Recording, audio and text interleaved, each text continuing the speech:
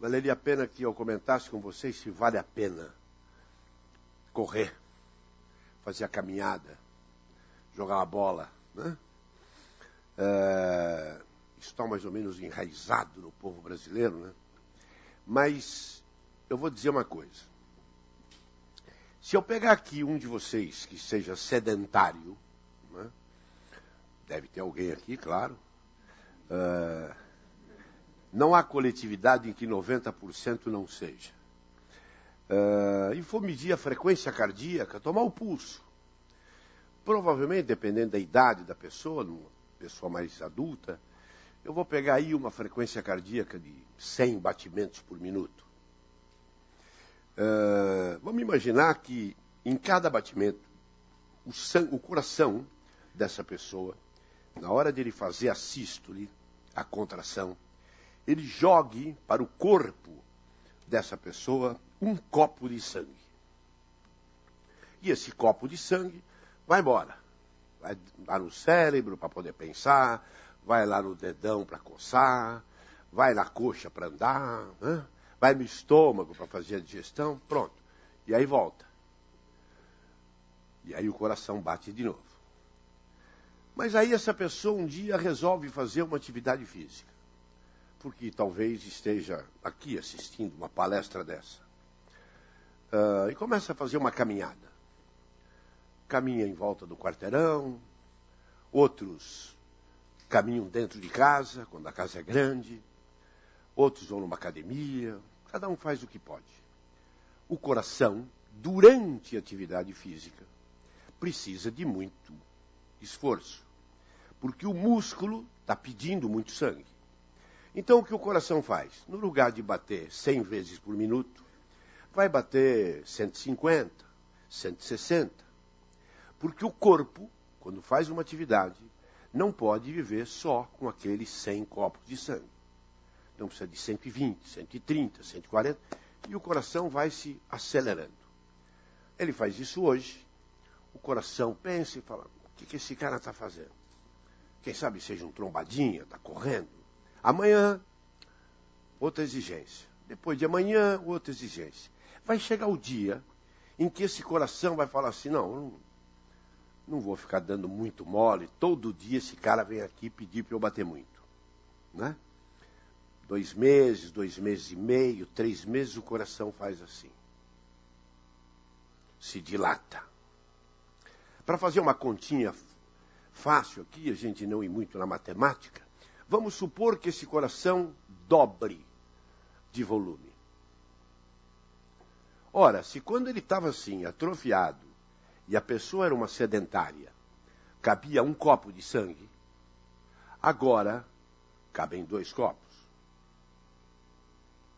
Mas o corpo dessa pessoa é o mesmo. Mesma altura, mesmo peso, mesmo modelo. Ninguém engordou, trabalha no mesmo lugar, veio ao café filosófico do mesmo jeito. Quanto que o corpo dessa pessoa precisa de sangue para viver? 100 copos por minuto. O mesmo. Mas agora o coração, cada vez que ele se contrai, ele joga 2 copos. Então, na aritmética caseira, qualquer criança aqui já teria feito a conta. Esse coração vai bater 50 vezes. 100 vezes 1, 100. 50 vezes 2, 100. Um coração que bate 50 vezes por minuto e não mais 100 vezes por minuto, é um coração que está fazendo uma economia de 50 batimentos por minuto. E o que a pessoa ganha com isso? Eu já ouvi todas as teorias possíveis e imagináveis de qual é o momento da morte. É quando Deus manda. O outro é o destino. O outro é o espírito do bem que encontra com o espírito do mal. Outro é o Ian e não sei o que quando encontra. Bom, como todas essas teorias são falhas, eu criei a minha. Tenho direito. Eu acho que em cada maternidade, em cada lugar que uma mulher vá dar à luz, nasceu, vem um anjinho lá, com um carimbo, vem na bunda da criança e 8 bilhões de batimentos cardíacos. Bateu 8 bilhões e morreu. Pronto. é mais fácil. Ora, se essa pessoa está economizando 50 por minuto, vai assistir mais campeonato do que os outros, não é? Esse é o segredo. Talvez a palestra pudesse ficar parada aqui. Um pouquinho de atividade física me dá uma vida mais longa. E quanto mais longa. Mas ao lado do coração dessa pessoa tem um pulmão, que está ali quietinho, atrofiado, respirando um monte de vezes por minuto para poder pegar oxigênio. O pulmão trabalha com sacrifício. Mas esse pulmão, na hora da atividade física, vai fazer o mesmo esforço que está fazendo o coração. Vai deixar ofegante, vai respirar mais. E ele, através daqueles saquinhos que ele tem lá, os alvéolos, esses alvéolos começam a se dilatar, cabe mais oxigênio ali, não precisa respirar tanto. Então eu já tenho nessa pessoa, que está fazendo uma corridinha dentro de casa, um coração maior e que consegue jogar mais sangue para a pessoa a cada batida. Um pulmão, não vou dizer grandemente maior, mas os seus alvéolos, os seus saquinhos, com uma capacidade de pegar o oxigênio e distribuir pelo corpo com uma facilidade maior. Muito bem, já atingi 2 órgãos. Agora eu vou pegar todos os vasos sanguíneos, todas as artérias, todas as veias e todos os capilares. E esse indivíduo é um sedentário, que fica 8 horas por dia na cama, e um monte de horas no escritório, sentado. Ele pode trabalhar que nem um louco, do pescoço para cima, mas está sentado, sem atividade física. As suas artérias andam assim, chega no joelho, dobra, chega no tornozelo, dobra para cá, no braço, dobra para cá, no cotovelo para cá. E todas as porcarias que a gente vai comendo ou vai pegando aí pelo ar, a hora que chega no sangue dessas pessoas, essas porcarias param aonde? Na curva do rio. Não é? Claro. E parando na curva do rio, ela não dá sintoma nenhum, porque é um lixinho que está colocado ali. Amanhã vem um outro lixinho, para onde ele vai? Para a curva do rio. De preferência junto a um galho que está ali e é fácil de encostar. E vem outro, e vem outro, e vem outro. Daqui a pouco, o rio está com o seu trajeto muito prejudicado. Aí vem a dor, aí vem as flebites, vem as embolias, vem as tromboses, todas elas sérias e importantes. Ora, mas se eu boto esse indivíduo para fazer uma atividade física, e o coração dele bate esse sangue com muita força, qualquer mulher aqui sabe do que eu estou falando. Na hora de lavar quintal, né? Não adianta ir com o pano úmido, adianta. Tem que ter esguicho. Portanto, se eu já tenho um coração mais saudável, facilmente explicável, um pulmão que trabalha muito melhor, e eu não dou possibilidade aos meus vasos de fazer depósito nem de triglicéride, nem de colesterol, não deixo acontecer nada disso, eu já estou ganhando e ganhando muito. Mas se eu entrar na musculatura dessa pessoa, o músculo o que é? Na verdade, um elástico que vem para lá, e vem para cá, e vem para lá, e vem para cá. Mesmo o elástico das nossas calças, de tanto fazer isso, chega uma hora que ele fica todo engruvinhado, não é? E a gente tem que ficar toda hora colocando a calça para cima. O elástico da meia calça da mulher, por exemplo, né? Se tiver alguma aqui me assistindo, com esse elástico cansado, eu vou perceber daqui. Né? Porque na hora que levanta, tem que dar aquela arrumadazinha. O que faz a atividade física? Dilata, contrai e dá um movimento. Dilata, contrai e dá um movimento. Mas o músculo precisa do que para fazer isso? Precisa de sangue. E onde ele vai buscar esse sangue? Veio do coração. Ora, mas agora é um baita de um coração. Coração que joga sangue, sangue bom, joga para o músculo. O que a pessoa ganha, na verdade? mais flexibilidade, mais resistência. Eu tenho umas senhoras no consultório que vão lá falar comigo, têm 80 anos, são donas de casa e dão baile em muita empregada forte que tem por aí. Aquela empregada forte que senta para assistir novela à tarde. Aí na hora de levantar da poltrona dói tudo. Mas a velhinha vai lá e sobe na cadeira e desce e limpa. Por quê? Porque ela tem uma musculatura que trabalhou. E agora eu vou resumir essa conversa. Eu não conheço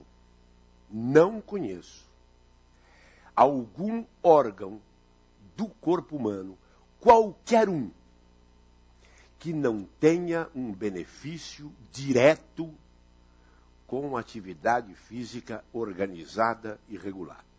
Nenhum. E vou contar aqui uma historieta que explica perfeitamente isso. Nós estamos em época de Copa e talvez a Copa mais bonita que o Brasil tenha conquistado foi em 1970. Né? Aquele time era realmente fantástico. Lá se vão 40 anos. Muito pouco na história do futebol. Antes do Zagallo, o técnico da seleção brasileira era um jornalista chamado João Saldanha. E ele convocou lá a seleção e colocou como ponta esquerda dessa seleção um rapaz que hoje é colunista do Jornal da Tarde, que de uma hora para outra teve lá uma dor de estômago. Paulo César Caju. Aí avisaram o médico. O Caju está com dor de estômago. 40 anos. É pouco. Mas para a medicina já é uma distância muito grande. Endoscopia, mas nem pensar em colocar alguma coisa pela boca das pessoas. Era dor, toma chá, toma leite, não é? Mas não pode fazer atividade física. E o médico da seleção para de jogar e afasta. E por causa dessa dor de estômago do Caju, provavelmente uma úlcera nervosa, o time teve que ser modificado, entrou um que não era ponta esquerda no lugar dele, entrou o Rivelino, acertou o time e o Brasil se tornou campeão mundial de futebol por causa de uma úlcera gástrica. Hoje, a gente sabe, e eu vejo isso no consultório todo dia, que a atividade física regular, organizada, é coadjuvante no tratamento das úlceras, das gastrites e de todos os transtornos do sistema gastrointestinal. Então agora eu vou pegar só a mexida da cabeça das senhoras e mulheres que estão aqui, porque TPM é uma desgraça, não é? Aí você vai no ginecologista e ele fala, você tem tensão pré-menstrual. O que faz? Fala para mim. Tem comprimido que resolva isso? Tem reza que resolva isso? Tem simpatia? Pode chamar aquele homem que benze cobreiro para resolver tensão pré-menstrual? Não. Tem marido que suporte isso? Não conheço. Tem aqueles que tentam. Vai fazer atividade física, depois você vem me contar. Não significa que eu estou dando aqui o milagre dos milagres. Mas, com o coração melhor, com o pulmão melhor, com uma flexibilidade melhor, com um estômago que aceita até pedra, a tensão pré-menstrual é menor. O que fazíamos com os diabéticos? Já estou em outro órgão, já estou no pâncreas. Como era a vida dos diabéticos? Quieto, não se mexe, toma um comprimido, toda hora pica ali para ver quanto está a glicemia. Ou, quando eram diabéticos insulino dependentes, todo dia aquela injeção. Está cheio de gente assim. põe o diabético para fazer atividade física aeróbica, para nadar sem velocidade, para fazer caminhada, para fazer corrida. Vai olhar a glicemia, depois você me conta. E não sou eu que sou fanático, por isso que estou falando. São os endocrinologistas que mandam os seus pacientes diabéticos fazerem, para regular isso. Pegue um intestino que não te obedeça. Uma hora está muito preso, outra hora está solto. E quanta gente é assim, pelo sistema nervoso. Faz atividade física e depois vem me contar. Se regula ou se não regula. Não que a atividade física vai direto no intestino e fala, está aqui o cronograma. Não é bem assim. É porque ela resolve outras coisas, que nós vamos falar já, e vai resolver lá também. Aí eu digo para as pessoas, você tem que fazer uma atividade. Aí vem uma senhora para mim e fala, não, eu estou com 60 anos, eu não vou para a academia. Por que a senhora não vai? Ah, porque eu tenho celulite, não quero que as pessoas me vejam, está tudo caindo. Tá bom. Tem moletom? Tem. Então ninguém vai ver a celulite. É que nas academias tem assim, as dondocas ficam na primeira fila, né? E as mais estragadas ficam lá atrás, não é assim? E o professor não liga muito para as mulheres que estão lá atrás. Algumas ficam na terceira fila, são candidatas a vir para a segunda fila, e com um milagre chegam às vezes à primeira fila. Mas dá para fazer uma caminhadazinha no quarteirão. Né? Mas tem gente que arruma desculpa e fala, não, eu moro na esquina da Ipiranga com a São João, como é que você quer que eu vou fazer caminhada? Eu vou ser assaltada. Tá bom. Então vamos fazer atividade física em casa. Como? Mora num apartamento, é minúsculo? Não tem problema. Tem banheiro? Não tem? Tem. Tem espelho? Não tem? Tem. Então amanhã cedo, a senhora vai para o espelho, fica lá só de calcinha e sutiã, e fica correndo sem sair do lugar. É a chamada corrida estacionária. A única coisa que precisa ter é uma correntinha. Pode ver na televisão, não tem um corredor que não tenha correntinha. Jogador de futebol, craque, todos eles têm correntinha. Então fica na frente do espelho. Cada vez que o pé esquerdo bater no chão, você conta. 1, 2, 3, 4. Mas me deixe a tampa do vaso abaixada. Porque quando chegar em 80... vai ficar tudo preto, você vai ter uma tontura desgraçada, senta ali. Amanhã faz de novo, faz de novo, faz de novo. O que eu estou pedindo para essa pessoa fazer? Aquela brincadeira que a gente começou no começo, do coração. Vai, trabalha, aí ele... É isso que eu estou fazendo. Eu sei o final dessa história. Depois de um mês, a pessoa já começa a falar, já estou virando um atleta. Ela abre a porta, vai para o corredor, chega na sala, fica dando volta na mesinha, volta, até a hora que o marido vem e fala, opa, parar com isso. Depois ela vai para a rua.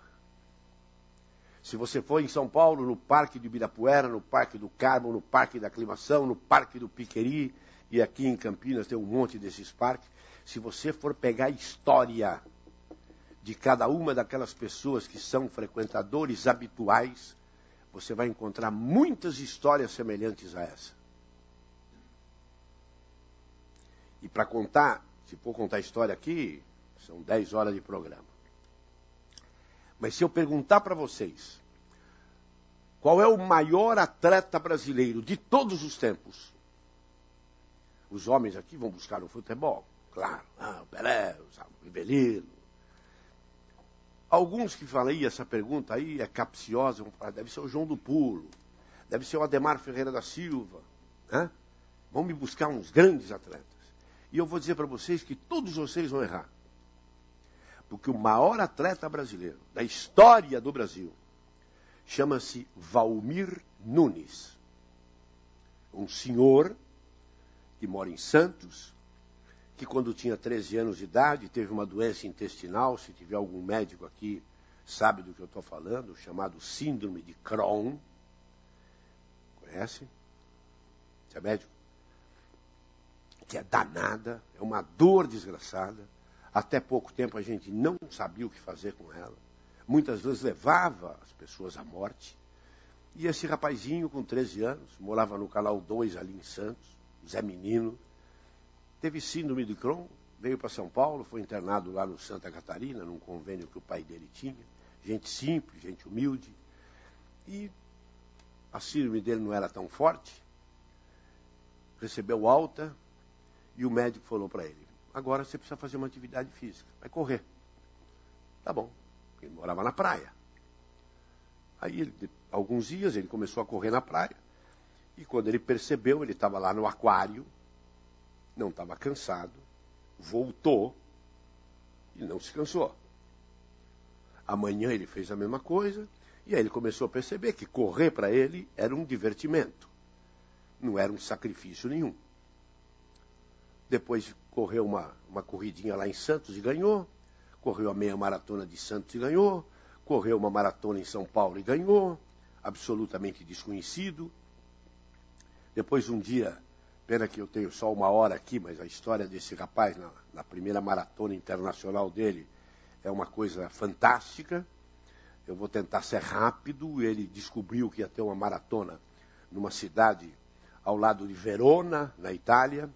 E ele foi lá no Volkswagen Clube, pediu uma passagem, tinha um amigo lá, e de tanto ele insistir, deram a passagem para ele.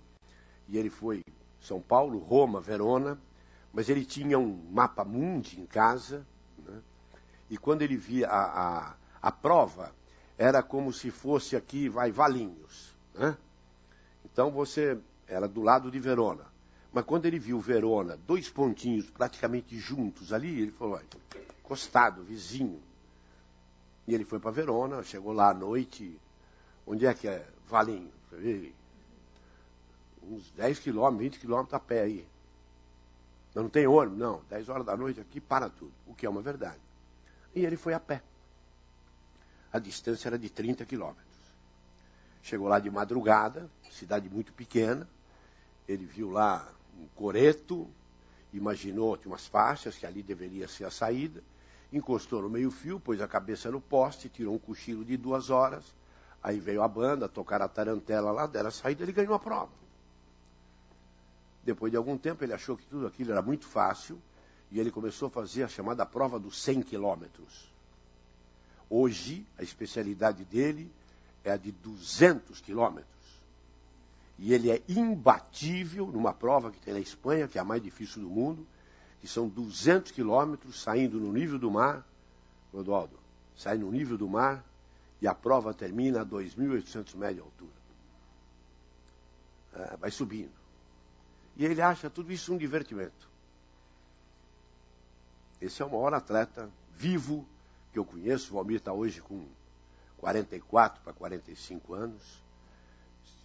Se a gente falar para ele, você não pode treinar amanhã, nossa, ele não dorme. O físico dele é um relógio. E ele ainda é bem aventurado, porque quando ele corre, assim, finzinho da tarde, dependendo da prova, a perna dele brilha. E muitos atletas vêm na minha clínica falar: eu quero que você dê para mim o que você dá para o Valmir. Eu não dou nada, o Valmir não toma nada, toma água.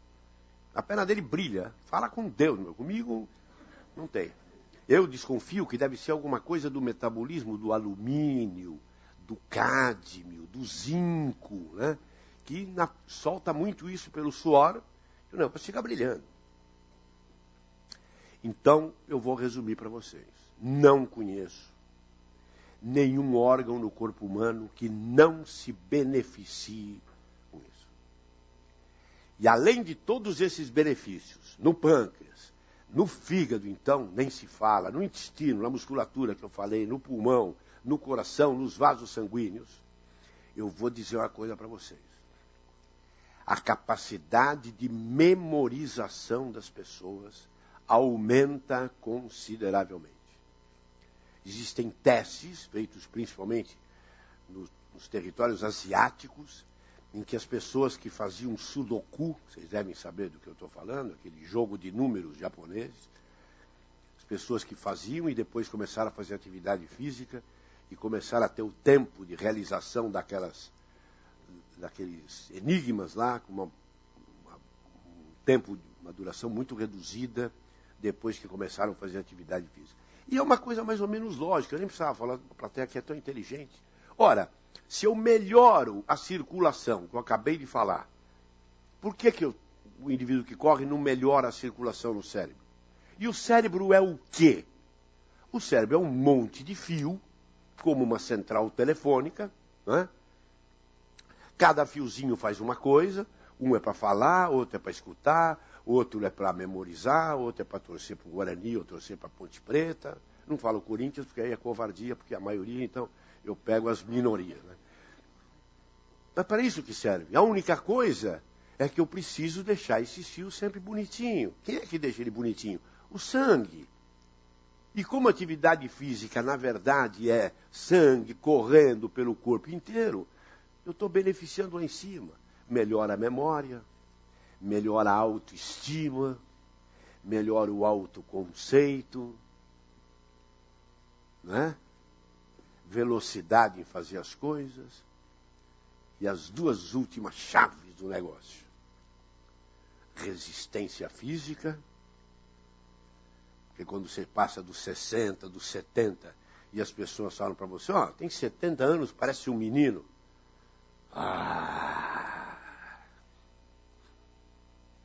E agora, para fechar o cerco, melhora o desempenho sexual.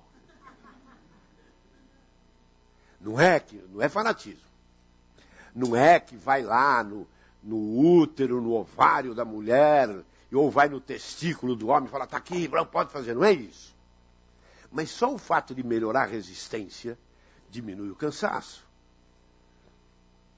Se melhora a autoestima, opa, sou mais eu, estimula o desempenho sexual, eu vou querer o que mais?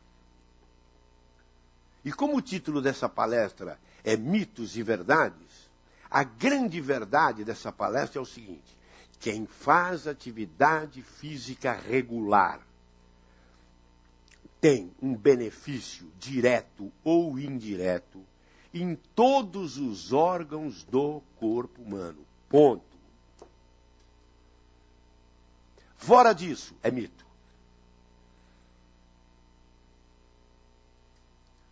Eu tenho livros em casa que tem lá as contraindicações da atividade física. Nossa, calhamaço desse tamanho. Mas tenho livros escritos recentemente sobre isso. Contraindicações. Febre e câncer. Ponto. Acabou.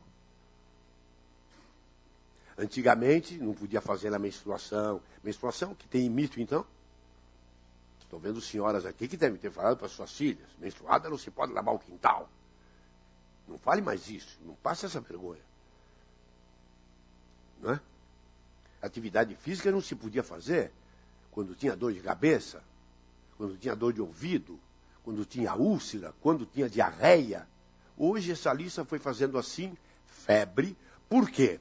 Porque quando você faz atividade física, o seu corpo é uma máquina e a máquina esquenta. Se você já está quente, não vai esquentá-la mais. E o câncer, por quê? Porque é uma doença consumptiva, consome a pessoa. E a atividade física desgasta a pessoa. Mas quando o oncologista fala para o paciente, você já concluiu o seu tratamento. Acabou a quimioterapia, acabou a radioterapia, está aqui a sua ressonância magnética.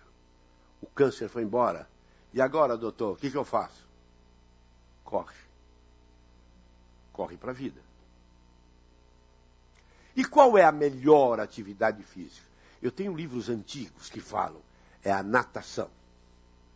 Ainda tem esse conceito, né? Nas pessoas. E eu vou aqui falar que isso é mito. A melhor atividade física é aquela que você mais gosta e que você tem mais condições de fazer. Não adianta você chegar aqui para mim falando, para mim a melhor atividade física é o esqui. Bom, mas aqui não tem gelo. Então não é. Ah, eu gosto de natação. Tudo bem, mas você tem dinheiro para pagar uma academia? Não tem. Tem uma piscina pública perto da sua casa? Não tem. Então, não é a melhor atividade física para você. Ah, mas eu gosto de judô. Moro aqui no Taquaral. E tem uma academia ali pertinho da minha casa. E o dono é meu amigo, ainda vai fazer um desconto lá. Essa é a sua atividade física. Porque atividade física você precisa gostar. Quem tem filho aqui sabe bem do que eu estou falando. Não é? Precisa gostar e precisa ter a condição. Por isso que mãe que começa a botar filha para fazer balé, e a criança todo dia na hora de ir para o balé inventa alguma coisa, saiba que você está machucando a sua filha. Fazer balé para quê? Me conta. Para ir no dia 23 de dezembro, lá na prefeitura, todo mundo ficar tirando fotografia de umas festas lá, que só um faz pirueta e o resto faz coreografia. Isso não é atividade física. Isso é uma encheção de saco, na verdade. Não tem criança que aguente isso. Para o pai, para a mãe, para o avô, né?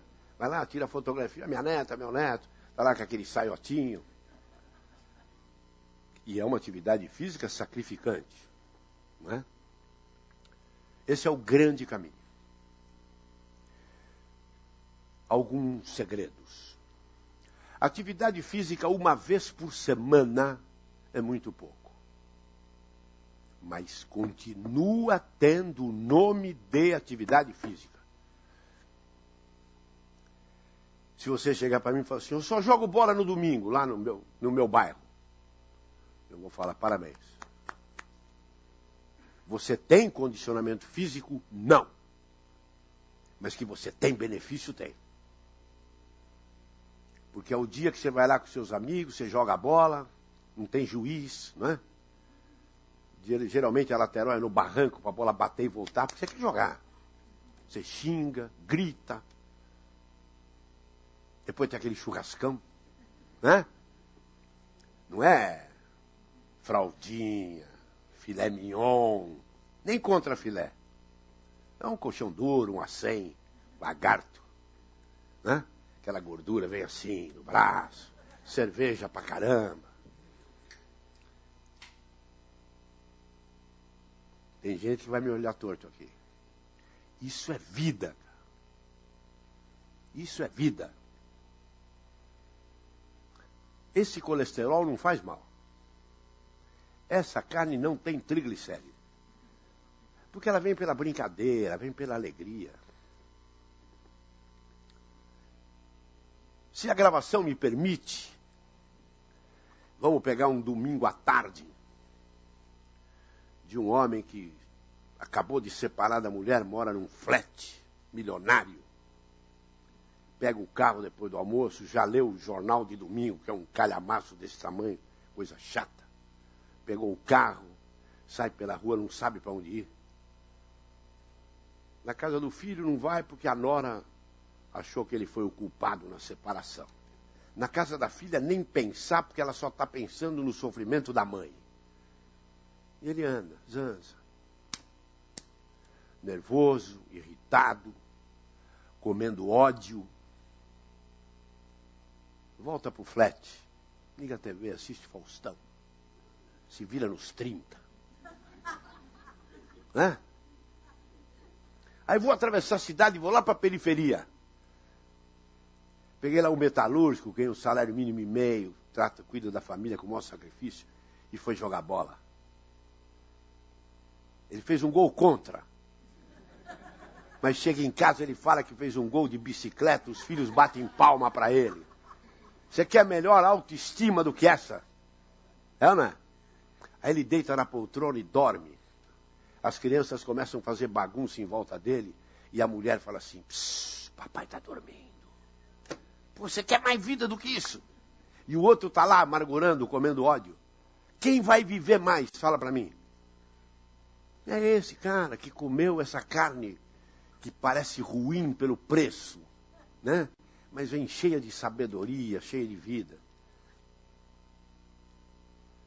Quem está controlando o meu horário? Quanto tem? 10. Vou dar um segredo agora. É que eu não posso sair dessa posição de sentado, por causa dos câmeras aí, né?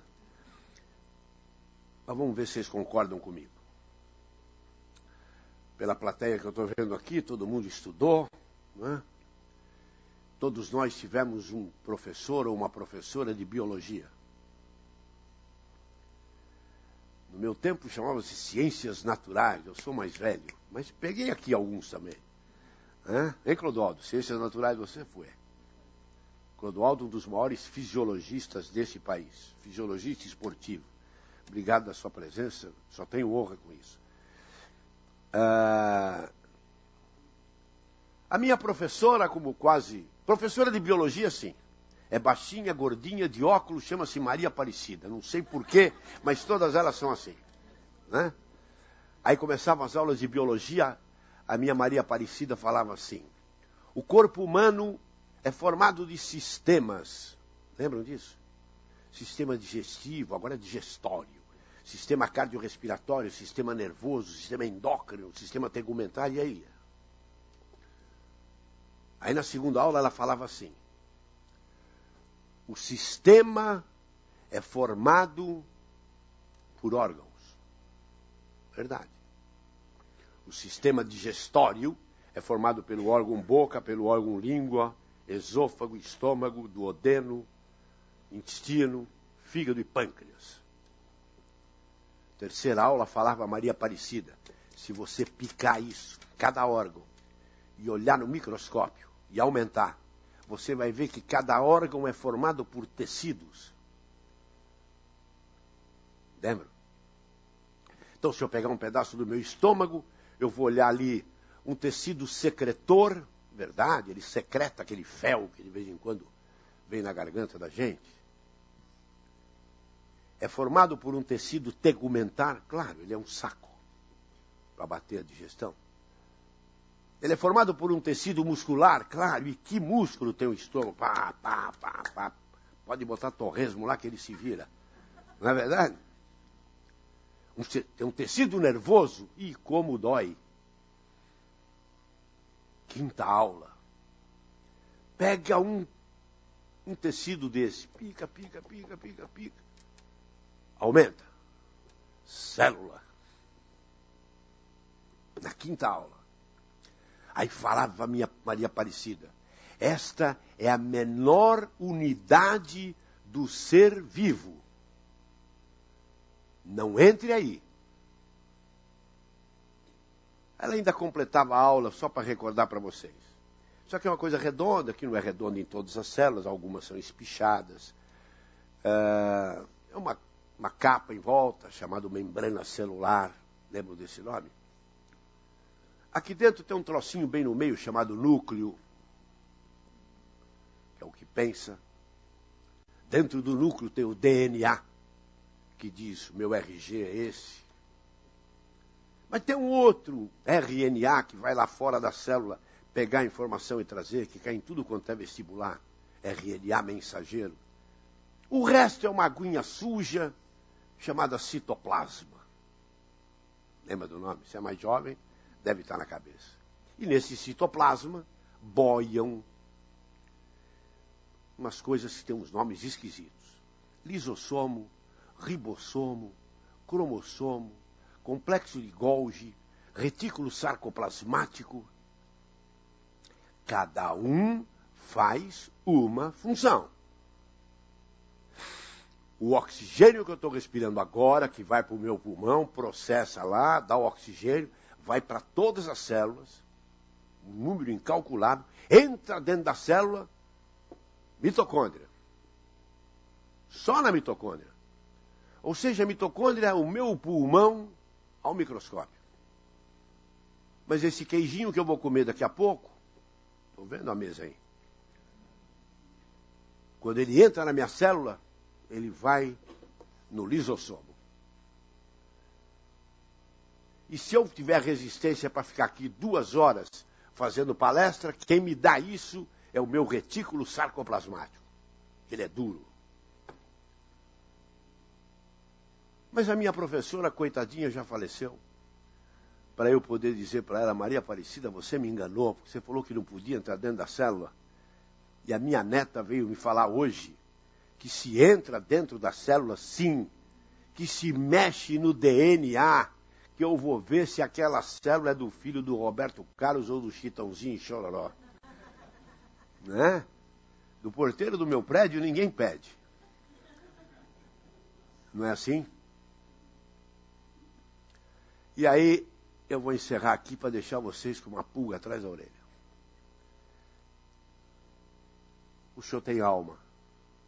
Claro. A senhora tem. Chora então. O que é a alma? Se eu for perguntar para cada um de vocês aqui, eu vou ter milhões de respostas. Um dia, Chico Xavier, eu nem gosto de falar muito dele, porque me emociono, respondeu essa minha pergunta. E ele falou, a alma é uma inteligência. Indiscutivelmente a gente tem, mas não vê. Mas aí eu posso chegar para vocês e falar assim, e a ameba? Tem alma? Ela é estudada no capítulo dos organismos unicelulares. Uma célula só. Será que a ameba tem alma? Claro que tem. Desgraçada ainda tem um rabinho que faz ela voar. E se eu pegar uma só, colocar no seu intestino, você vai me excomungar por uns 10 dias de desinteria. Uma ameba. Ou seja, a alma não está no corpo. A alma está na célula. E, portanto, eu não tenho uma alma. Eu tenho 4 quatrilhões ou quinquilhões de alma. Certo? Discutível. Por que eu estou falando isso? Porque quando eu não faço atividade física e eu machuco o meu coração, o meu pulmão, o meu estômago, não faço o que o meu cérebro pede, eu estou transformando todas as minhas almas em almas penadas. Por que não satisfazê-las? Só isso. Vá para o seu joguinho de domingo, vai jogar sua bola, conta mentira lá. É saudável, cara. 2 vezes por semana, já melhorou. Você não é nem esportista ainda, mas está no caminho. Já fez 4 pontos na quina aí. Mas agora você arrumou um tempo, você ficou fanático, 3 vezes por semana. Você é um esportista. Mas não vem falar só domingo, sábado e feriado. Não. Segunda, quarta e sexta, ou terça, quinta e sábado. Mas aí você gostou da brincadeira 4 vezes. Opa, atletinha. 5 vezes, atleta. 6 vezes, atleta de competição. Faço educação, atividade física 7 vezes. Está errado, você é louco. Até Deus descansou. Mesmo porque no domingo era dia de jogo do Corinthians e ele não ia perder uma oportunidade dessa, né? Olha quem faz assim com a cabeça. Deve ser palmeirense, santista, São Paulino. Todo dia não pode. Precisa haver o descanso. Nos mitos e na verdade, o grande perigo é quando você se torna um atleta, aí você compra um tênis caro, uma palmilha de silicone, uma meia que veio de outro planeta, um calção que reluz, uma camiseta fantasma. Não precisa nada disso. Conga, sem meia, aquele calção velho que a gente usa para lavar carro no domingo, camisa de candidato, vote em fulano, algodãozão, suor, joga fora, água obrigatória. Se você fez isso, você está diminuindo muito a chance de passar a linha. Porque quando você passa a linha, você está sofrendo. Aí é a fascite plantar, é o ligamento fibular, é a artrose, é a dor muscular, é a tibialgia, é a pubalgia que tá judiando do cacá, né? É a noite mal dormida, é o pescoço que está torto.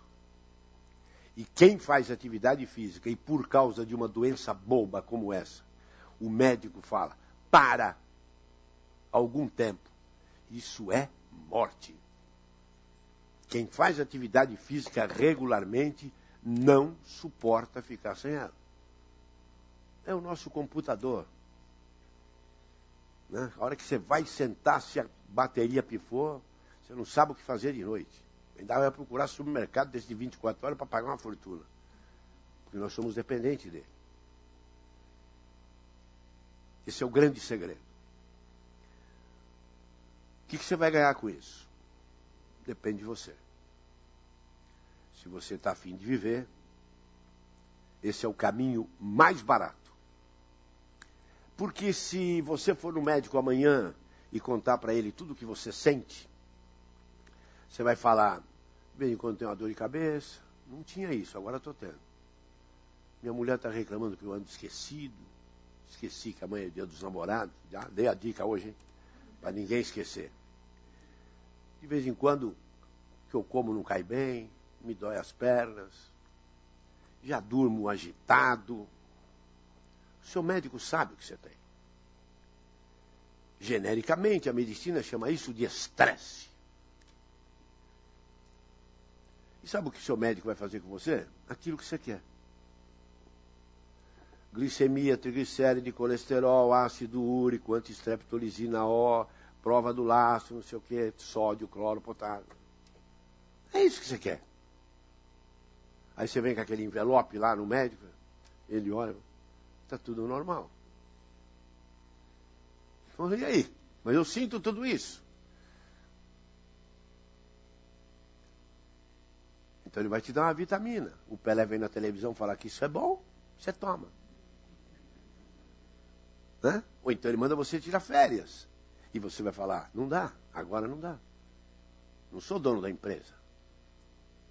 Então qual é o remédio? Barato. Atividade física, você não gasta nada. Não gasta um tostão. É mais barato que qualquer vitamina do genérico. Pronto. E te faz o quê? Pega um coração que estava pequeno, deixa grande. Pega um pulmão que estava atrofiado, deixa maravilhoso. Resolve o teu problema de gastrite, de úlcera, resolve o teu intestino, resolve a TPM, regula a mulher que é desregulada nas menstruações, limpa todos os vasos e dá uma enxurrada em tudo, melhora a cabeça, melhora a memória, melhora... eu estou perdendo tempo aqui, por que eu não começo agora? Esse é o segredo.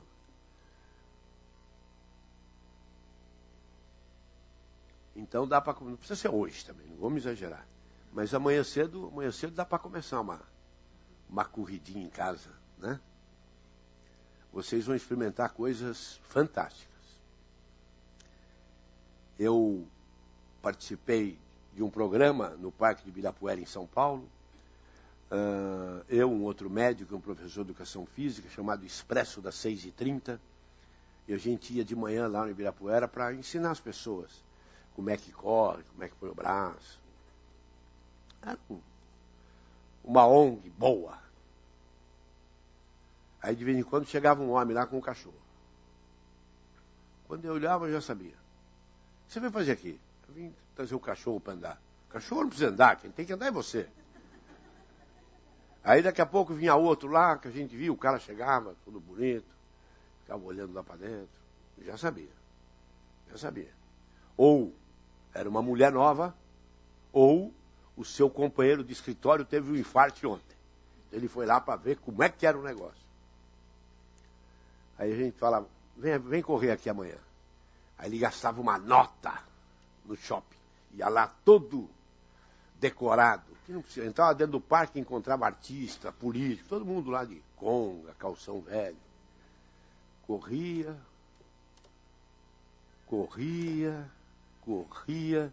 Hoje formaram-se grupos. Eles fazem rifa, fazem um monte de coisa, vão para o maratona de Nova York, maratona de Boston. Uma vida absolutamente fantástica. Então, eu falando tudo isso, eu estou, na verdade, fazendo um convite para vocês. Para atividade física. Quantos anos a senhora tem? Quanto? 59. A senhora já se preocupou alguma vez em medir a sua densidade óssea para ver osteoporose? já, né? Os médicos estão pedindo para fazer isso a partir de 40 anos. Né? Sabe como é que trata a osteoporose? Não. Os médicos antigos davam cálcio. Né? Outros mais modernos dão um remédio que tem como base uma substância chamada alendronato de sódio. Não é? Outros que gostam mais de novidades vão buscar lá extratos em pó de ostra, de caranguejo. Mas eu vou dizer para a senhora o que cura a osteoporose. Musculação. Musculação mesmo. Não é para a senhora virar um Schwarzenegger. Mas vai lá todo dia pegar o seu pezinho, pá, agacha, levanta, faz supino. Depois você me conta o resultado. Pode falar para suas amigas. Gente, acabou o tempo. Eu quero agradecer vocês pela paciência, pela educação, né, pelo modo como me receberam aqui. Eu só não sei se cada um que eu estou olhando aqui fala, essa palestra foi boa, ou fala, nossa, esse cara veio aqui para me botar um medo desgraçado. Né? Mas, de qualquer maneira, o olhar de vocês vai na minha viagem de volta aqui. Segundo a minha coordenadora, agora temos o quê? Perguntas, é isso? Perfeitamente. Então, vamos lá. Muito bem. Então, passamos agora para as perguntas. Eu duvido que não tenha alguém de vocês que não ficou encantado com essa fantástica pessoa que é o Dr. Osmar de Oliveira, que sabe contar, entrar dentro da gente, né, interpretar os nossos sentimentos com tanta humanidade. Então, vamos aproveitar o momento que ele esteja aqui, vamos fazer perguntas, sejam breves, por favor, de maneira tal que a maioria das pessoas possa participar. Levantem a mão, serão atendidos, aguardem um segundo o microfone e a câmera, e vocês, porque estamos gravando o evento. Obrigado.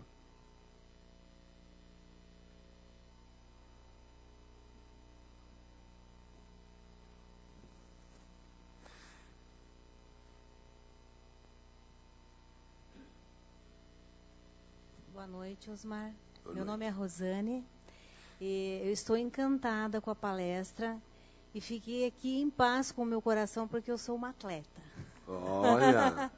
Quer dizer, nós aqui somos, né? A mesa que nós somos. E eu pratico, né, atividade física já há alguns anos, muitos anos, e agora voltei a correr. Inclusive, domingo passado estivemos lá em São Paulo, numa corrida de 5 quilômetros lá na Ponte Estaiada. Foi muito legal, 5 quilômetros em 33 minutos, tá bom, né? Poxa vida! Eu quero só te perguntar uma coisa. Como eu voltei agora há pouco tempo a correr, quando eu estava em treinamento, eu estava treinando assim, correndo 100 metros, andando 100 metros e correndo 500. Eu sentia assim uma pressão assim no peito, né? E depois, com a continuidade do treinamento, isso aí passou.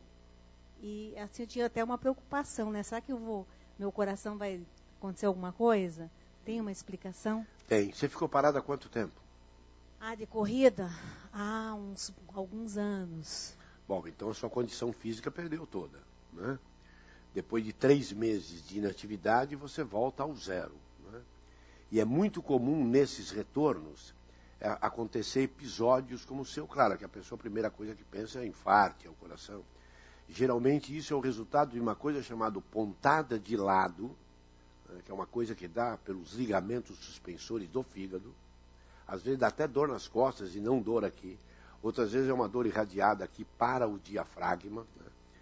Ou então, uma coisa que como você sabe o movimento, porque você não perdeu a memória dele, né?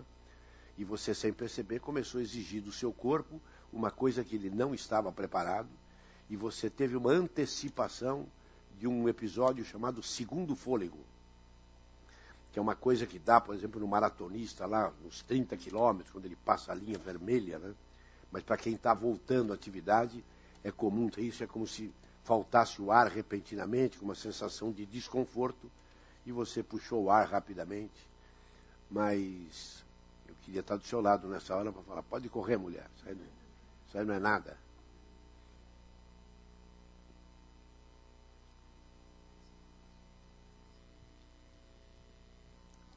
Boa noite. Boa noite. Eu sou o James e eu faço exercícios durante o dia. Eu moro em Amparo e eu trabalho aqui na cidade judiciária. Eu levo processo num canto, às vezes no outro. E em fim de semana eu passeio de bicicleta. Mas eu tenho problema que eu sou diabético, uso insulina, uso comprimidos. E alguns dias, quarta-feira passada, eu tive um problema com o coração, andando. Eu fui andando ali no shopping e eu tive um problema aqui, parecia que estava tudo congestionado aqui do lado do coração. Eu acabei indo para o hospital, tomei uma na caderneta de poupança e outra na veia. Mas eu continuo trabalhando, fazendo exercício físico normal, e vou andar de bicicleta também. Eu queria saber se eu tenho que continuar fazendo exercício. Essas caminhadas que o senhor faz para levar o processo, que nem o senhor falou, é de quanto tempo cada caminhadinha dessa para um 15, processo? 20 minutos. Perfeitamente. Levanta, se o senhor fizer isso pelo menos 3 vezes por dia... Não faço, eu acho que eu faço mais. Perfeito. Então o senhor já pode o senhor não está mais no rótulo de sedentário. Sim. Quem faz 30 minutos de atividade física por dia, mesmo que em picotes de 10 minutos, por isso que a gente aconselha as pessoas, quem mora perto de casa, a ir a pé e não de carro, quem usa o metrô a descer uma estação antes do metrô, ou de ônibus, faz 10 minutos para ir para o trabalho, mais 10 minutos para voltar, e à noite faz uma atividade em casa, lava vidro, leva cachorro para passear, rega o jardim, fez 30 minutos, deixou de ser sedentário. Não é aquela máquina maravilhosa, mas não é uma máquina também sujeita a intempéries pela falta de exercício. Quando o senhor foi no shopping, o senhor foi sozinho? Eu fui com mais 3 pessoas. Pensei que o senhor estava com a sua esposa, porque aí esse possível ataque cardíaco, o senhor ficou com medo do que ela iria gastar ali. Nossa, então o coração vai de embrulho. Estou brincando, mas... Eu nem sei se foi, porque... não deve ter sido. Não deve ter sido. Não deve ter sido. O senhor tem saúde. Sim. O senhor é um esportista. Está no shopping, passeando com um amigo, não pode ter problema cardíaco. É um destempero. Eu vou dizer uma coisa para o senhor. Um destempero. Perfeito. Se o senhor estivesse tendo isso na sua casa, assistindo televisão, e ao seu lado tivesse uma tia, daquelas tias queridas, eu tenho certeza que a sua tia ia falar, calma, são gases, e teria resolvido o problema. Pode ser que tenha sido isso.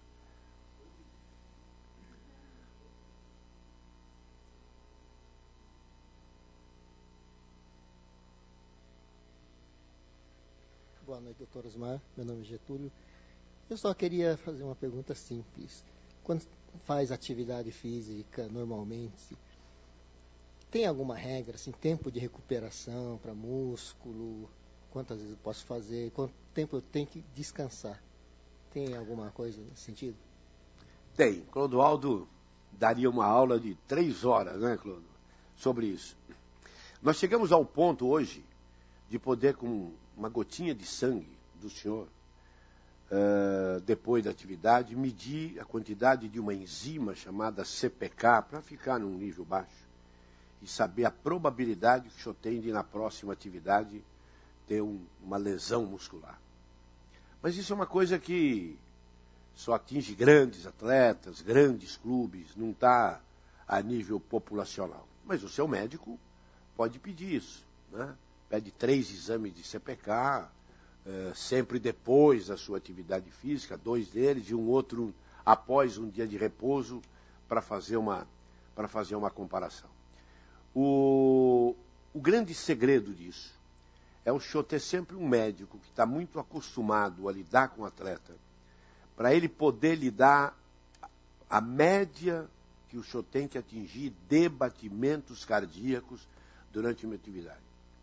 A quantidade de batimento cardíaco por minuto, que é a coisa mais simples que se tem no atleta, continua sendo, a nível geral, a nível populacional, o melhor índice para o senhor saber se o senhor está passando dos limites ou não. Mas, às vezes, mesmo obedecendo essas faixas de batimento cardíaco, o senhor pode sofrer outras coisas não dependentes do coração. Uma dor muscular, uma cãibra, e aí sim é um médico especializado, que está acostumado com isso, um professor de educação física que tem a grande vivência, que pode descobrir na sua atividade física algum movimento que o senhor está fazendo errado ou está fazendo acima. Existem muitas pessoas que sofrem de uma síndrome chamada de overtraining. É super treinamento, além do treinamento. O senhor pode correr, o senhor pode fazer o que for, mas aí vem a dor de cabeça, a dor muscular, uma dor no peito, cansaço fácil, perde a paciência, irritabilidade. Se dosar, se for mulher, dosa a testosterona e a progesterona, tem alteração. Se for homem, dosa o TSH, dá alteração. Dosa a testosterona, dá alteração. Significa, na linguagem popular, que o senhor virou o fio. E a recuperação disso, para o senhor cair na normalidade, demora pelo menos 2 meses.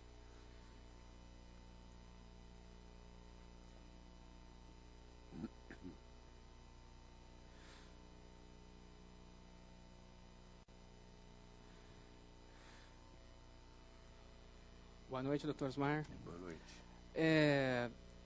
Alguns tempos atrás, houve 2 casos de infarto com 2 jogadores de futebol, acho que todo mundo conhece, né? Um deles foi com o jogador Serginho, do São Caetano, e outro com um jogador polonês, se eu não me engano. E supondo que eles praticavam atividade física, né? Eles eram atletas, né? Até que ponto... Quer dizer, então, que ninguém está imune a ter problemas cardíacos, seja sedentário ou atleta? Bom, sua pergunta é muito inteligente. Não significa que nessas 2 mortes o problema cardíaco tenha sido causado pelo exercício físico. No sul da Europa, por exemplo, Portugal, França, Itália, Espanha, existe uma doença muito cardíaca, que pega muita gente da população, chamado cardiopatia hipertrófica do Mediterrâneo. Só para você ter ideia. E se você fizer um eletrocardiograma, você não pega. Se você fizer um ecocardiograma, em que você vê o coração, você vê um pouquinho, mas não para fazer o diagnóstico. E quando você chega num atleta, que você vai submeter esse atleta de ponta, né, a grandes exames, aí você pode pegar a cardiopatia hipertrófica do Mediterrâneo. E essa é causadora de parada cardíaca. Então, esse jogador polonês pode ter tido essa morte porque ele era portador da cardiopatia hipertrófica do Mediterrâneo. E não que o fato de ele jogar bola tenha provocado isso nele. Certo? Muito bem. No caso do Serginho, o Serginho teve um distúrbio elétrico do coração. Uma coisa que pode dar num homem que carrega peso, num entregador, alguém que tem um trabalho muito pesado. Mas o diagnóstico dele estava feio. E ele foi aconselhado a não jogar mais futebol. Portanto, ele não entraria nas estatísticas. E você está fazendo uma pergunta porque você leu sobre isso. Se ele tivesse desistido de jogar futebol, ele não entraria como uma morte através do jogo de futebol. Mas, se ele tivesse carregando um filho naquele momento do jogo, esses filhos que às vezes a gente tem pesado, brincando, ele poderia ter morrido por esse esforço. Por um ato sexual. Por ajudar numa mudança. Mas morreu jogando bola, então se cria um alvoroço muito maior. E eu posso te garantir que quando ele foi aconselhado a parar de jogar bola, ele estava com 29 anos. e tinha um contrato assinado com um clube francês para ganhar o dinheiro da vida dele. E ele perguntou para o médico: qual é o risco que eu tenho de jogar futebol? 1%. De ser um carregador da Lusitana? 1%. Então vou jogar bola. Porque em um ano ele ganharia uma fábula de dinheiro, arrumaria a vida da família inteira, e veio cá entre nós 1% de probabilidade é muito pequenininho. Certo? Mas a sua pergunta tem um outro valor. Esses jogadores ainda fazem esses exames. Mas tem muito time de futebol aqui no Brasil, de Série A, que não faz nada além de uma glicemia, um triglicéride e colesterol. Infelizmente. Mas contratam jogadores a dinheiros milionários, que eu não sei qual é o destino. Espero que um dia as leis do país obriguem os clubes a tratar os seus atletas como máquinas mesmo. Que é pôr para fazer atividade física. Todos eles têm peso, bola, sala de musculação, mas a maioria dos médicos que trabalham nesses clubes não recebem. É o médico da cidade, que é amigo, vai lá uma vez por semana e quebra o galho. E a atividade física é pesada, principalmente num país tropical como o nosso, com a temperatura que nós temos. Deu para responder? Deu?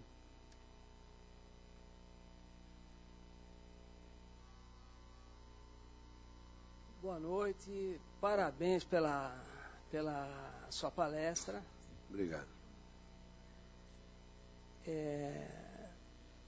A sua palestra tem uma sapiência que é indiscutível, mas mais que a sapiência, tem a maneira como o senhor externa, a espirituosidade, né? E isso eu acho que é fantástico, porque fez todo mundo aqui ficar alegre, contente, entendendo, né? Isso eu acho ótimo. Mas a pergunta, então parabéns por isso. Mas a pergunta minha é a seguinte: eu, muitos anos na minha vida, sempre pratiquei corrida, né? E, com isso, tenho esse corpo de Adonis aqui. Estou com 61 anos e nunca tive nenhum problema. Nenhum problema. E eu sou um tipo nervoso. E, por correr sistematicamente, 3 vezes por semana, eu corria lá no Morumbi, eu morava no Morumbi, corria no Parque do Morumbi, né? Eu descarreguei muito, as endorfinas né, me acalmaram e eu fiquei um cara calmo, né, apesar de ser um sujeito nervoso, né. Agora, o que aconteceu comigo? Eu tenho uma doença que é rotulada pelos médicos como FAI, né, é a colisão do fêmur com acetábulo por perda de cartilagem. Então, a recomendação é assim: você não pode nem andar. Andar faz mal para você. E agora? Eu lhe pergunto. Tudo que o senhor falou do coração, do pulmão, eu já sabia por praticar tudo isso, né? Como fazer agora que eu não posso nem andar? Ou tenho que andar pouco porque eu vou estar desgastando cada vez mais e, pelo que eu sei, pelo que eu li até agora, não há como reconstituir cartilagem. Como fazer? Isso pode ser um problema de muitos aqui, de alguns, mas é o meu problema, né? Que pode ser de outros. Esse quadril te dói na natação? Não nado. É como o senhor falou, não tenho piscina perto, me enche o saco tirar roupa, tomar banho, sabe? Não gosto disso. Eu sou um cara prático, a natação é problema. Você sabe que existe um aparelho que é como se fosse um remador em que o senhor fica deitado? Sim. Tenta lá. Mas isso vai forçar a articulação. Não, aí não tem coalizão. Porque aí o senhor não está em pé. Mas estou fazendo força ali, né? Mas a força não é suficiente para mexer na sua cartilagem. Bom, mas a conclusão, tem que se mexer, é isso? Não vai me ficar jogando baralho o resto da vida. Se o senhor caminhando, a dor é muito pequena, pode caminhar. Você não vai piorar isso. Embora a coalizão ela seja um desgaste progressivo.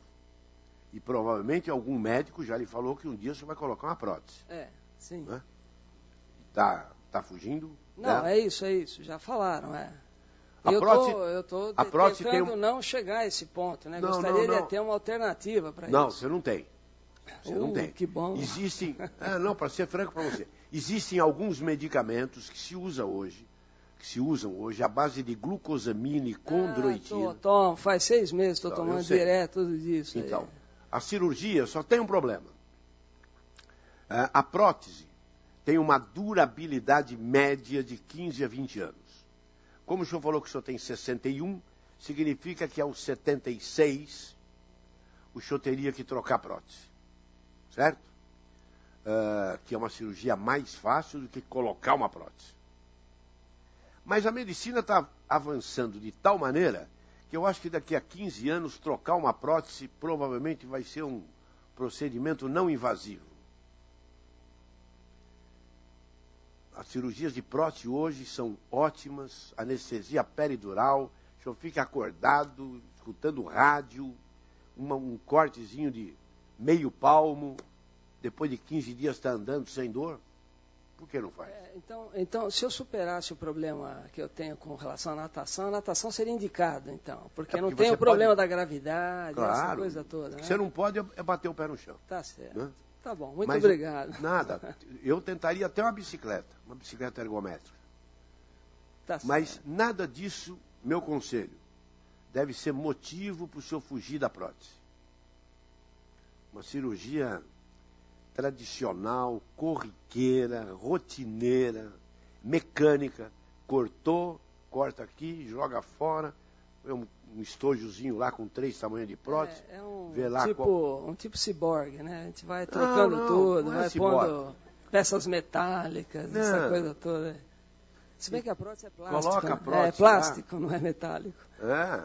Mas você vai andar sem dor, né? Andar, correr, muito jogar obrigado, bola, você não joga. Obrigado.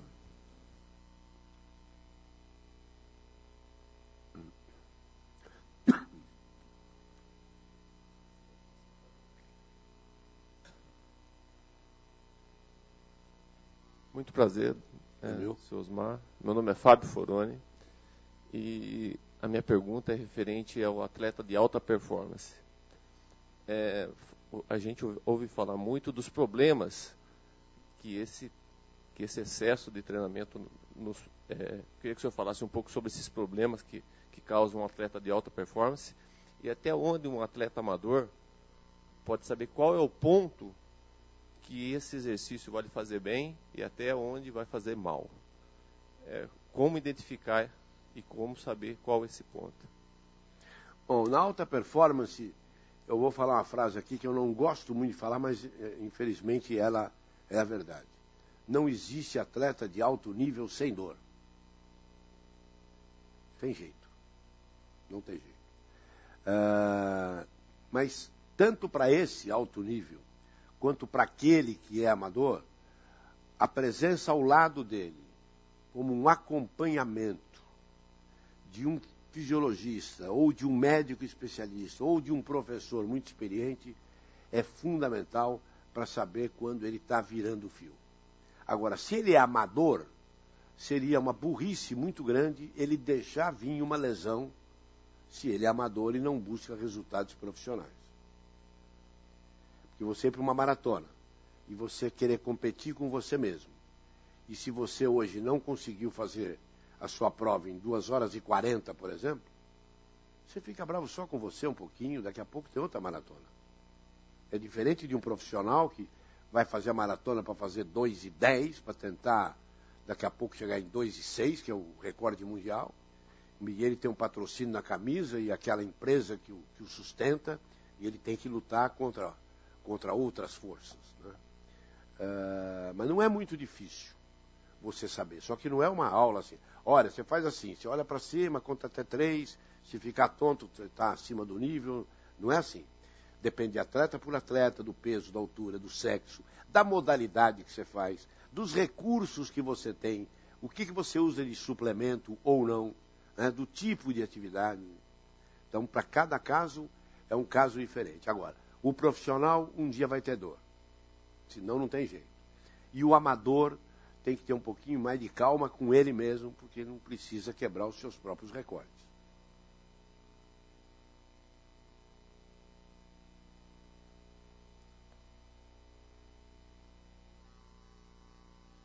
Boa noite, doutor Osmar. Boa noite. Meu nome é Fábio.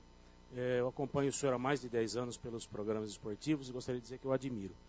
E a minha pergunta é o seguinte, eu não tenho feito atividade física há algum tempo, e eu andei recentemente fazendo caminhada e eu gostei, eu simpatizei, tenho olhado com bons olhos. E me falaram duas coisas, que ela só é, para ser efetiva a nível das medidas de triglicéridos, colesterol, esse tipo de coisa, para perda de peso, para coração, esse tipo de coisa, você teria que correr por 5 ou 6 minutos antes, por causa de frequência cardíaca, aumentar bastante a frequência cardíaca. Eu gostaria de saber se isso é mito ou realidade, e eu gostaria de saber também a questão de frequência, por exemplo, 2, 3 vezes por semana. Eu tive um médico que me falou que menos de 40 minutos ela é inútil. Eu gostaria de saber do senhor com relação a tempo, esse tipo de coisa. Fácil isso aí. Quantos anos você tem? 35. Hã? 35. 35. 220 menos 35 dá 185, é isso? Correto. É isso? Então, certa conta? Correto. Não passe desse número de frequência cardíaca. Estou te dando um número básico. A partir de 185 batimentos por minuto, você pode até fazer, mas o seu coração está batendo tanto que ele está produzindo uma quantidade maior de ácido lático e você está entrando num outro metabolismo que não é o metabolismo aeróbico, que é isso que você tem que procurar agora. 1 vez por semana é porcaria, 2 vezes por semana você não chega em lugar nenhum, 3 vezes por semana já é aceitável. E se você está fazendo atividade física com o propósito de saúde do ponto de vista de baixar a glicemia, baixar triglicérides, colesterol, eu pegaria esses 40 minutos que o seu médico te falou e baixaria para 30, menos que 30 minutos. A melhora ajuda, mas o resultado é pequeno. Se você conseguir fazer esses 40, o resultado é melhor. Mas eu te aconselharia que esses 40 fosse aumentando paulatinamente. 40, 42, 45, depois 50. Se um dia você me encontrar na rua e falar que você está correndo 1 hora por dia, dentro daquele limite de frequência cardíaca, você vai me contar que a sua qualidade de vida é outra. Não tenho dúvida disso. Muito obrigado.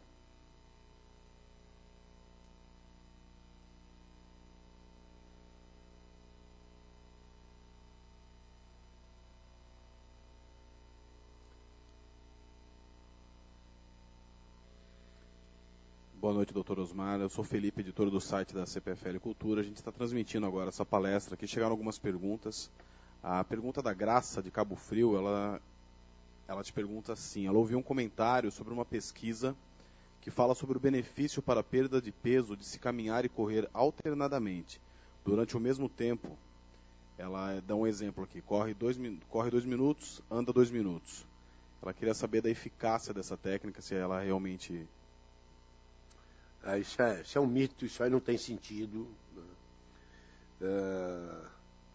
Precisa ter um relógio bom também, né? Bom, isso é um mito, isso é uma bobagem.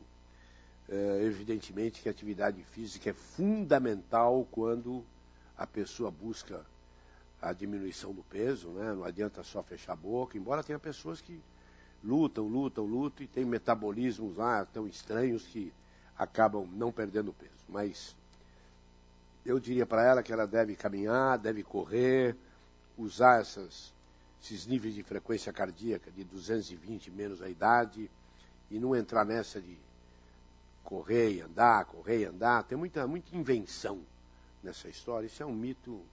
E eu nunca ouvi isso aí. 2 minutos andando e 2 correndo, para mim é novidade. Tem mais pergunta, não? Doutor Osmar, passamos para a última pergunta da noite. Vamos lá. Doutor Osmar, boa noite. Boa noite. No início da sua fala, o senhor falou sobre o problema do sedentarismo. A minha pergunta é a seguinte: será que do lado de lá da ponta, ou seja, do excesso de esporte ou de atividade física, para colocar melhor a pergunta, não existe um exagero também, um excesso? Sobretudo eu estou pensando nos atletas de ponta, de alto nível. E também por uma espécie de se o senhor concorda ou não com isso, de culto à atividade física, que gera exageros. Se sim, quais medidas ou quais indicações nós poderíamos tomar contra isso? E uma segunda pergunta, se for possível, é a seguinte: nós teremos, daqui em diante, né, hoje começou a Copa, daqui a 4 anos nós teremos Copa, então, nos próximos 4 anos falaremos de Copa do Mundo. Será que nós teremos um ganho bastante expressivo com aumento de atividades físicas por conta da temática ou da prática do esporte em específico? Muito bem. É evidente que o sedentarismo causa grandes problemas a qualquer pessoa, e é evidente que o outro lado, como você se referiu, na outra ponta da corda, o excesso de atividade física também causa problemas. Mas é assim a resposta. O excesso da atividade física pode te dar uma dor muscular, pode te dar uma cãibra, pode te dar aumento de sudorese, nada que um descanso não resolva. Mas ele não aumenta colesterol, ele não aumenta triglicéride, ele não faz o infarto do miocárdio, né? Ele não te leva a doenças graves, ele te leva a sinais e sintomas de que você exagerou. Só isso. Agora, o sedentarismo pode te levar a diabetes, aumento do triglicéride, aumento de colesterol, estresse, nervosismo, ansiedade, insegurança e tudo mais. É difícil você medir qual é o momento em que a pessoa está deixando de fazer uma atividade física saudável para entrar no excesso. A gente tem alguns parâmetros, alguns índices que não são, infelizmente, não estão a nível de alcance populacional, né? Mas eu espero que dia por dia a gente alcance isso. Mas coisas, por exemplo, como a iniciativa de uma palestra como essa, você não tem a dúvida que isso aqui é um efeito multiplicador muito grande. Ele vai falar com o vizinho, ele vai falar com o amigo de escola, e isso aí vai embora e a gente vai ganhando. Agora, a Copa do Mundo, ela tem uma explosão social extremamente grande em países que ainda são subdesenvolvidos como o nosso, do ponto de vista de prática de atividade física. Acho eu que aqui no Brasil a gente precisaria ter ações governamentais muito mais fortes, muito mais pesadas. Infelizmente, a gente vai precisar usar o motivo dessa Copa para isso acontecer. Quando, na verdade, isso deveria acontecer sem precisar ter motivo absolutamente nenhum. Chuta aí, de cada 100 escolas aqui em São Paulo, um estado locomotiva, quantas tem piscina? De cada 100 escolas. Chuta o número. Uma? Talvez uma só. E mesmo assim tem um Cielo que é campeão do mundo. Quantas escolas tem quadra de tênis? Talvez o Colégio Rio Branco, em São Paulo, porque tem espaço lá na Granja. Talvez. E esse país foi tricampeão de Roland Garros. Não é? E sabe por quê? Porque isso acontece? Aqui não tem tufão, não tem vendaval, aqui não tem gelo, aqui não tem vulcão. Todos os problemas que eles têm lá em cima. Aqui não tem nada disso. Aqui tem uma miscigenação muito grande. O negro que veio da África para cá, o negro que chegou lá no sul é diferente do que chegou no Nordeste. Quem tem canela grossa é mais hábil para essa modalidade, quem tem canela fina é mais hábil para aquela. É só você ler os livros dos senhores, os engenhos, você sabe como é que eles compravam os escravos só de olhar na canela. E tem técnico de futebol que escala o seu time só por olhar a canela. Aí eu preciso de jogador de tênis de mesa. O que eu vou fazer? Vou na rua Galvão Bueno, em São Paulo, encho aquilo de mesa e dou bolinha e raquete para todo mundo, que vai descer uma densidade populacional que só pede para Tóquio. Temos de densidade, vai todo mundo jogar. Será que não vai sair algum jogador? Vai. Aí se eu preciso de esgrimista, onde é que eu vou? Vou no interior do estado de São Paulo, tem uma colonização italiana muito forte, E os avós, quando vieram para cá, trouxeram as suas esgrimas, que era o seu grande trunfo. Mas eu preciso de ciclista. Aonde eu vou? Eu vou em Bastos, aqui no interior do estado de São Paulo, uma população japonesa enorme que gosta disso, né? Ou vou em Uberaba e Uberlândia, que tem muita ladeira, e todo mundo lá anda de bicicleta, né? Mas você sabe onde está o maior velódromo do Brasil? Em Maceió, no estádio Rei Pelé. E pelo próprio IBGE, o alagoano é o cidadão brasileiro que tem a perna mais curta. E o governo foi fazer um velódromo em Maceió. Certo?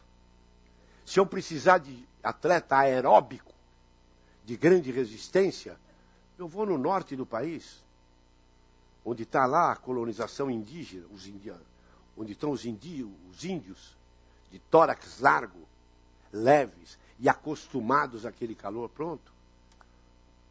E acima de tudo, cara, esse aqui é um povo bom. Você joga uma bolinha lá, está tudo resolvido. Então eu não me conformo que Cuba, que é uma ilha desse tamanho, com os problemas políticos que eles vivem praticamente desde que se descobriu a ilha, tenha mais medalha olímpica do que no Brasil. Não consigo entender isso. Vou te dar uma dica. Menina que fez a primeira menstruação, a chamada menarca, com 15 anos de idade,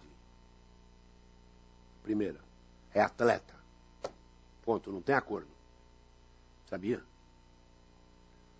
Você acha que em alguma escola foram perguntar para as meninas quando você fez a primeira menstruação? Se essa menina é negra e menstruou pela primeira vez com 15 anos, traz para mim que eu assino o contrato, vou ser empresário, vou ficar rico. Se for negra, menstruou a primeira vez com 15 anos e a família é numerosa, isso é campeã do Estado. Negra, menstruou aos 15 anos, família numerosa e a última das irmãs, campeã olímpica. Pronto. Alguma vez foram na escola perguntar isso? Ou você não acha que aqui no Brasil tem escola em que o professor de educação física é obrigado a dar aula de vôlei com bola de futebol pintada de branco? E com tudo isso, pinga atleta para tudo quanto é lado. A gente faz um Pan-Americano, como nós fizemos aqui, há 3 anos atrás, né? 2 anos. Vai para 3 agora. Uma festa, não ganhamos nada.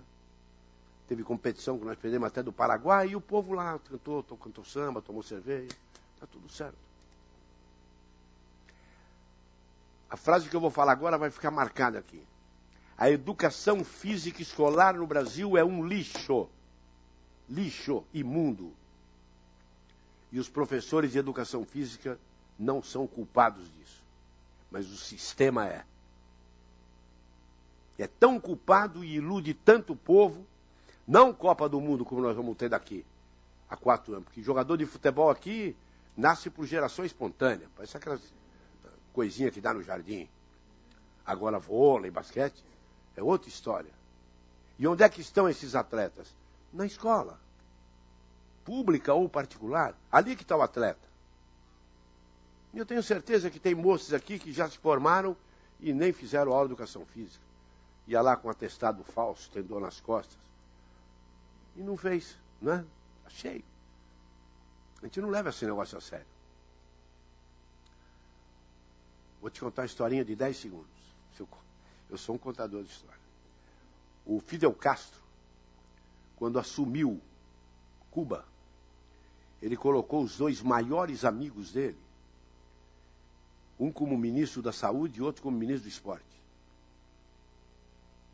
Chegou para o amigo, ministro da saúde, e falou assim: durante 4 anos ninguém joga bola nessa ilha. E para o ministro da saúde ele falou: em 4 anos eu não quero uma criança que não tenha sido vacinada, medida e que não passou por exame médico. Depois de 4 anos ele chamou os 2 e falou para o ministro do esporte: agora você tem na mão um monte de jovens, todos vacinados e todos com saúde, eu quero bola. e Cuba é o que é. Pronto. Precisa reunir. Não precisa ir para Brasília, fazer comissão. Falou em comissão, acabou. Não sai nada. Sabe? É chegar e falar, ó, Clodoaldo, vem aqui. O que é preciso? Osmar, vem aqui, o que é preciso? Vitor Matsudo. E outros nomes aí. É preciso isso. Pronto, é isso que vai ser feito. E barato, baratinho. Barato. Bola é barato. Não dá comissão, mas é barato. Né? Pronto. Diga. Muito bem, agradecemos. Não acontecer nada disso, eu já estou ganhando e ganhando muito. Mas se eu entrar na musculatura dessa pessoa, o músculo o que é? Na verdade, um elástico que vem para lá, e vem para cá, e vem para lá, e vem para cá. Mesmo o elástico das nossas calças, de tanto fazer isso, chega uma hora que ele fica todo engruvinhado, não é? E a gente tem que ficar toda hora colocando a calça para cima. O elástico da meia calça da mulher, por exemplo, né? Se tiver alguma aqui me assistindo, com esse elástico cansado, eu vou perceber daqui. Né? Porque na hora que levanta, tem que dar aquela arrumadazinha. O que faz a atividade física? Dilata, contrai e dá um movimento. Dilata, contrai e dá um movimento. Mas o músculo precisa do que para fazer isso? Precisa de sangue. E onde ele vai buscar esse sangue? Veio do coração. Ora, mas agora é um baita de um coração. Coração que joga sangue, sangue bom, joga para o músculo. O que a pessoa ganha, na verdade? Mais flexibilidade, mais resistência. Eu tenho umas senhoras no consultório que vão lá falar comigo, têm 80 anos, são donas de casa e dão um baile muito empregada forte que tem por aí. Aquela empregada forte que senta para assistir novela à tarde. Aí na hora de levantar da poltrona dói tudo. Mas a velhinha vai lá e sobe na cadeira e desce e limpa. Por quê? Porque ela tem uma musculatura que trabalhou. E agora eu vou resumir essa conversa. Eu não conheço algum órgão do corpo humano, qualquer um, que não tenha um benefício direto com atividade física organizada e regular. Nenhum. E vou contar aqui uma historieta que explica perfeitamente isso. Nós estamos em época de Copa e talvez a Copa mais bonita que o Brasil tenha conquistado foi em 1970. Né? Aquele time era realmente fantástico. Lá se vão 40 anos. Muito pouco na história do futebol. Antes do Zagallo, o técnico da seleção brasileira era um jornalista chamado João Saldanha. E ele convocou lá a seleção e colocou como ponta esquerda dessa seleção um rapaz que hoje é colunista do Jornal da Tarde, que de uma hora para outra teve lá uma dor de estômago. Paulo César Caju. Aí avisaram o médico. O Caju está com dor de estômago. 40 anos. É pouco. Mas para a medicina já é uma distância muito grande. Endoscopia, mas nem pensar em colocar alguma coisa pela boca das pessoas. Era dor, toma chá, toma leite, não é?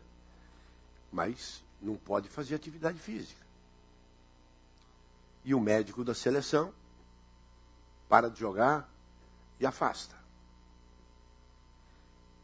E por causa dessa dor de estômago do Caju, provavelmente uma úlcera nervosa, o time teve que ser modificado.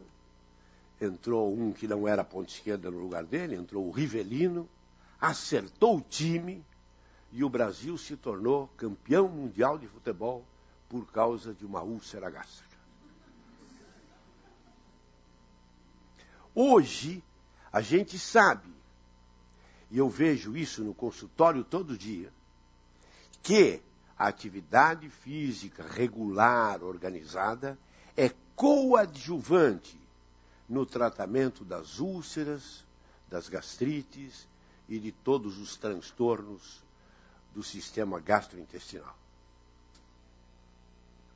Então agora eu vou pegar só a mexida da cabeça das senhoras e mulheres que estão aqui, porque TPM é uma desgraça, não é? Aí você vai no ginecologista e ele fala, você tem tensão pré-menstrual. O que faz? Fala para mim. Tem comprimido que resolva isso? Tem reza que resolva isso? Tem simpatia? Pode chamar aquele homem que benze cobreiro para resolver tensão pré-menstrual? Não. Tem marido que suporte isso? Não conheço. Tem aqueles que tentam. Vai fazer atividade física, depois você vem me contar. Não significa que eu estou dando aqui o milagre dos milagres. Mas, com um coração melhor, com um pulmão melhor, com uma flexibilidade melhor, com um estômago que aceita até pedra, a tensão pré-menstrual é melhor. Fácil aqui, a gente não ir muito na matemática.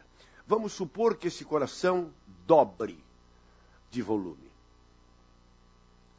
Ora, se quando ele estava assim, atrofiado, e a pessoa era uma sedentária, cabia um copo de sangue, agora cabem 2 copos.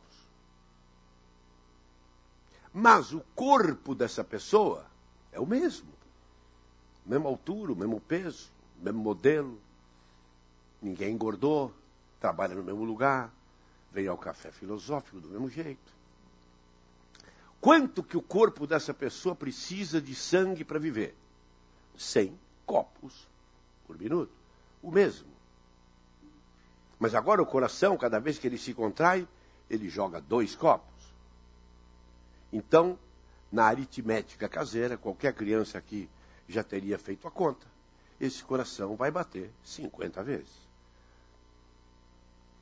100 vezes 1, 100. 50 vezes 2, 100. Um coração que bate 50 vezes por minuto e não mais 100 vezes por minuto, é um coração que está fazendo uma economia de 50 batimentos por minuto. E o que a pessoa ganha com isso? Eu já ouvi todas as teorias possíveis e imagináveis de qual é o momento da morte. É quando Deus manda. O outro é o destino. Outro é o espírito do bem que encontra com o espírito do mal. Outro é o Ian e não sei o que quando encontra. Bom, como todas essas teorias são falhas, eu criei a minha. Tenho direito. Eu acho que em cada maternidade, em cada lugar que uma mulher vai dar à luz, nasceu, vem um anjinho lá, com um carimbo, vem na bunda da criança e 8 bilhões de batimentos cardíacos. Bateu 8 bilhões e morreu. Pronto. É mais fácil. Ora, se essa pessoa está economizando 50 por minuto, vai assistir mais campeonato do que os outros, não vai? Esse é o segredo. Talvez a palestra pudesse ficar parada aqui. Um pouquinho de atividade física me dá uma vida mais longa. E quanto mais longa? Mas ao lado do coração dessa pessoa tem um pulmão, que está ali quietinho, atrofiado, respirando um monte de vezes por minuto para poder pegar oxigênio. O pulmão trabalha com sacrifício. Mas esse pulmão, na hora da atividade física, vai fazer o mesmo esforço que está fazendo o coração. Vai deixar ofegante, vai respirar mais. E ele, através daqueles saquinhos que ele tem lá, os alvéolos, esses alvéolos começam a se dilatar, cabe mais oxigênio ali, não precisa respirar tanto. Então eu já tenho nessa pessoa, que está fazendo uma corridinha dentro de casa, um coração maior e que consegue jogar mais sangue para a pessoa a cada batida. Um pulmão, não vou dizer grandemente maior, mas os seus alvéolos, os seus saquinhos, com uma capacidade de pegar o oxigênio e distribuir pelo corpo com uma facilidade maior. Muito bem, já atingi 2 órgãos. Agora eu vou pegar todos os vasos sanguíneos, todas as artérias, todas as veias e todos os capilares. E esse indivíduo é um sedentário, que fica 8 horas por dia na cama, e um monte de horas no escritório, sentado. Ele pode trabalhar que nem um louco, do pescoço para cima, mas está sentado, sem atividade física. As suas artérias andam assim, chega no joelho, dobra, chega no tornozelo, dobra para cá, no braço, dobra para cá, no cotovelo para cá. E todas as porcarias que a gente vai comendo ou vai pegando aí pelo ar, a hora que chega no sangue dessas pessoas, essas porcarias param aonde? Na curva do rio. Não é? Claro. E parando na curva do rio, ela não dá sintoma nenhum, porque é um lixinho que está colocado ali. Amanhã vem um outro lixinho, para onde ele vai? Para a curva do rio. De preferência junto a um galho que está ali e é fácil de encostar. E vem outro, e vem outro, e vem outro. Daqui a pouco, o rio está com o seu trajeto muito prejudicado. Aí vem a dor, aí vem as flebites, vem as embolias, vem as tromboses, todas elas sérias e importantes. Ora, mas se eu boto esse indivíduo para fazer uma atividade física e o coração dele bate esse sangue com muita força, qualquer mulher aqui sabe do que eu estou falando. Na hora de lavar quintal, né? Não adianta ir com o pano úmido, adianta. Tem que ter esguicho. Portanto, se eu já tenho um coração mais saudável, facilmente explicável, um pulmão que trabalha muito melhor, e eu não dou possibilidade aos meus vasos de fazer depósito nem de triglicéride, nem de colesterol, não deixa. Valeria a pena que eu comentasse com vocês se vale a pena correr, fazer a caminhada, jogar uma bola, né? Isso está mais ou menos enraizado no povo brasileiro, né? Mas eu vou dizer uma coisa. Se eu pegar aqui um de vocês que seja sedentário, né? Deve ter alguém aqui, claro. Não há coletividade em que 90% não seja.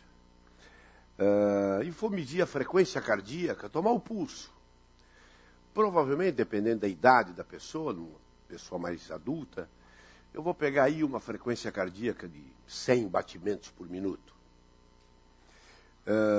Vamos imaginar que em cada batimento, o coração dessa pessoa, na hora de ele fazer a sístole, a contração, ele jogue para o corpo dessa pessoa um copo de sangue. E esse copo de sangue vai embora. Vai lá no cérebro para poder pensar, vai lá no dedão para coçar, vai na coxa para andar, né? Vai no estômago para fazer a digestão, pronto. E aí volta. E aí o coração bate de novo. Mas aí essa pessoa um dia resolve fazer uma atividade física. Porque talvez esteja aqui assistindo uma palestra dessa. E começa a fazer uma caminhada. Caminha em volta do quarteirão, outros caminham dentro de casa, quando a casa é grande, outros vão numa academia, cada um faz o que pode. O coração, durante a atividade física, precisa de muito esforço, porque o músculo está pedindo muito sangue. Então o que o coração faz? No lugar de bater 100 vezes por minuto, vai bater 150, 160. Porque o corpo, quando faz uma atividade, não pode viver só com aqueles 100 copos de sangue. Então precisa de 120, 130, 140, e o coração vai se acelerando. Ele faz isso hoje, o coração pensa e fala, o que esse cara está fazendo? Quem sabe seja um trombadinha, está correndo. Amanhã, outra exigência. Depois de amanhã, outra exigência. Vai chegar o dia em que esse coração vai falar assim, não vou ficar dando muito mole, todo dia esse cara vem aqui pedir para eu bater muito. Né? 2 meses, 2 meses e meio, 3 meses, o coração faz assim.